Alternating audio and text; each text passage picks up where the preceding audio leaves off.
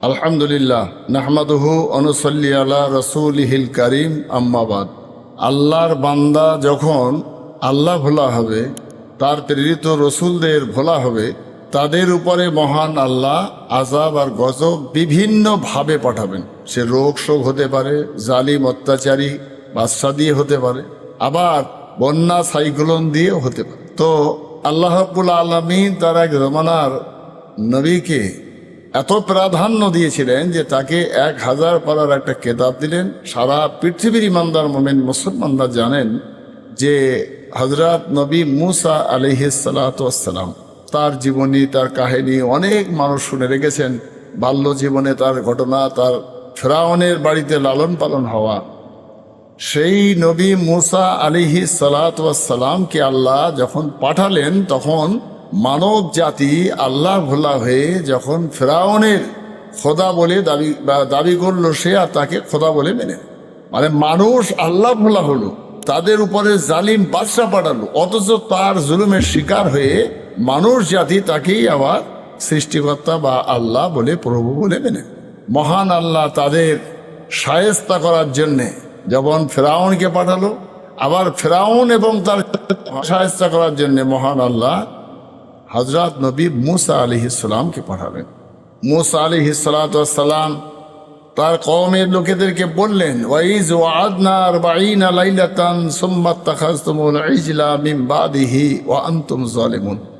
ফেরাউনের কবল থেকে কিছু উম্মতকে নিয়ে আল্লাহ নবী মুসা তাদেরকে নদী পার করিয়ে একটা জায়গায় রেখে 40 দিনের জন্যে তুর পাহাড়ে গেলেন কেতাব তওরাত শরীফ আনতে। এদিকে সামেরি বলে একজন খুব মস্ত বড় একজন, কি বলে আপনার, যারা মূর্তি তৈরি করতে জানে, যারা শিল্প গড়তে জানে, এ ধরনের একজন মানুষ, তার নাম সামেরি। সে তখন মুসা আলাইহিস সালামের কওমের লোকেদেরকে কাদা দিয়ে একটা ষাঁড় তৈরি করে সেই ষাঁড়ের পুজো করানো শুরু করে। তারা হচ্ছে ইহুদি জাত, মুসা আলাইহিস সালামের কওম ইহুদিরা।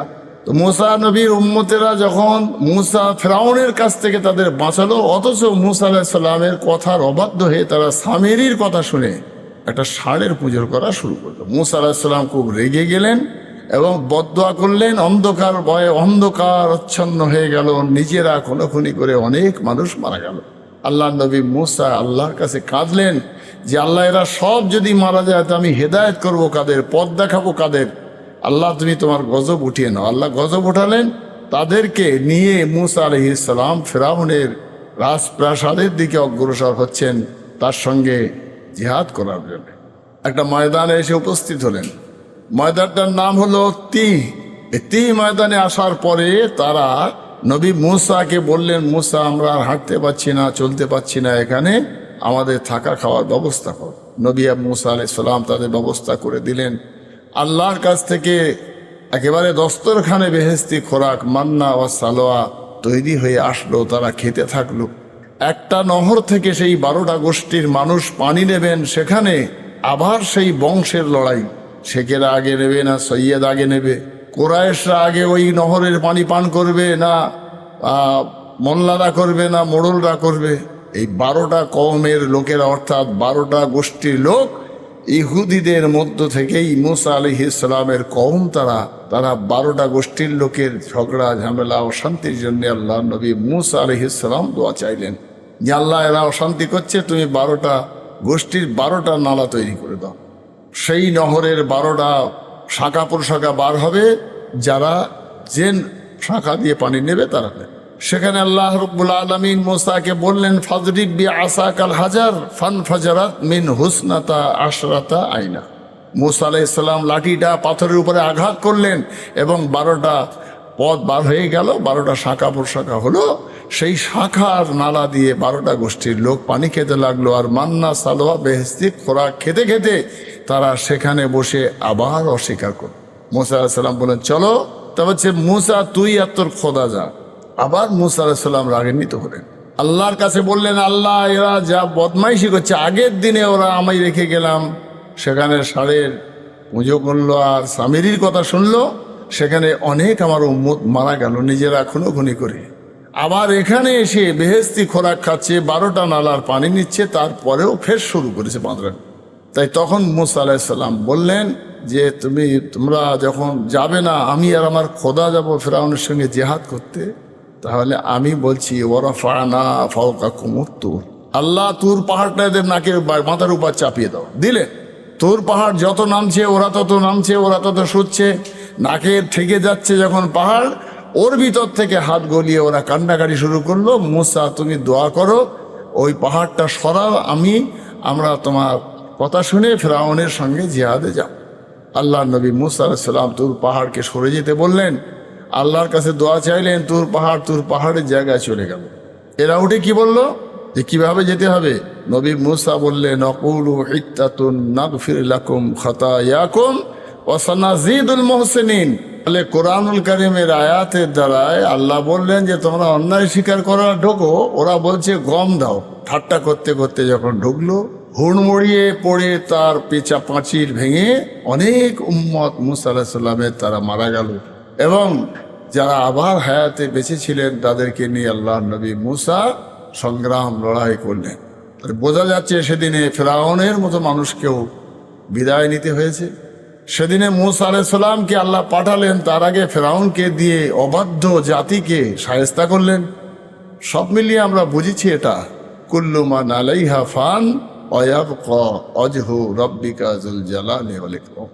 চলে আমরা সবাই যাব, যাওয়ার সময় যেন পৃথিবীর মানুষ তার জন্য কাঁদে আর আশীর্বাদ করে, সেইভাবে আমরা চলবো। সে যে জায়গায় আছে, ইমাম সাহেব, বক্তা, মা বাপ, ওস্তাদ, শিক্ষক, রাজা, প্রজা, প্রত্যেকেই এমন আচরণ করি, এমন নেতা হই, ধর্মীয় হোক রাজনৈতিক হোক, সমস্ত স্তরের ওই পদে বসে থাকা মানুষগুলোর দ্বারাই যখন মানুষ উপকৃত হবে, লাভবান হবে, তাদের ব্যবহার আচরণে তারা গরিব দুস্থ অসহায় মানুষেরা খুশি হবে, সেই মানুষগুলোর আশীর্বাদে সে সুনাম কুড়োতে কুড়োতে দুনিয়া ছেড়ে চলে যাবে। তাই তাদের এহকাল এবং পরকাল দুই কালেই মহান আল্লাহর আরশে মহল্লায় তার গুণগান হয়, আর দুনিয়ার জমিনে মানুষ তার কথা বলতে থাকে। কোথায় খাদা সাহেব, কোথায় বড় পীর সাহেব, কোথায় মোজাদ্দেদুজ জামান ফুরফুরা পীর আবু বকর আল্লামা রুহুল আমিন, তাদের সবার কথা মানুষের মুখে মুখে তাদের গুণগান প্রশংসাই করে যাচ্ছে মানুষ। সেই জন্যে আমরা সেই মানুষ হই যে আমরা ওই মানুষগুলোর দলভুক্ত হব যারা সলেহীন, যারা সিদ্দিকিন, যারা সত্যবাদী এবং নেক লোক, পরেজগার লোক, ভালো মানুষ, সেই মানুষগুলোর অনুকরণ করে চলব। এই আশা রেখেই আমি সমস্ত জাতি, ধর্ম, বর্ণ নির্বিশেষে প্রত্যেকটা মানুষের কাছে আমার আবেদন যে পৃথিবী একদিন শেষ হয়ে যাবে, থাকবে তার কথা, কাজ, ব্যবহার। তাই মহান আল্লাহ আমাদের সবার কাজ, কর্ম, ব্যবহার, আচারকে সুন্দর করে রাখার তৌফিক দান করুক, প্রত্যেকটা পদের মর্যাদা রক্ষা করে চলবার আমাদের তৌফিক দান করুক। সারা ভারতবর্ষ নয়, পৃথিবীর মানুষের উপরে আল্লাহর রহমত বর্ষিত হয়ে শান্তিতে জীবনযাপন করার তৌফিক দান করুক। আমিন সুম্মা আমিন।